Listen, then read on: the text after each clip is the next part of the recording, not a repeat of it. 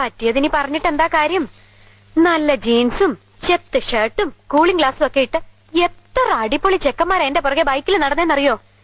എന്നിട്ട് ഞാൻ വീണതോ ദേ ഹാങ്ങറില് ഷർട്ടും തൂക്കി നടക്കുന്ന സദാനന്ദന്റെ മുന്നില്. അതെന്താടി നീ അങ്ങനെ പറയണേ? വെറും സുമംഗലെ ഞാൻ സുമംഗലിയാക്കിയില്ലടി. അതുപോലെ കൂടോത്രം ചെയ്തിട്ടാണ് എനിക്കിപ്പോ സംശയം. കൂടോത്രം നല്ല മോളെ, എന്റെ വാരിയിൽ ഒരെണ്ണം അഡ്വാൻസ് കൊടുത്തിട്ട് ഈശ്വരൻ ഉണ്ടാക്കി വിട്ടതാ ഭൂമിയിലേക്ക് നിന്നെ. മംഗല്യപ്പൊരുത്ത് 1 2 അല്ല 9 ആ പിന്നെ ഈ ആഴ്ച നിനക്ക് നല്ലതാ, എനിക്ക് അത്ര പോരാ.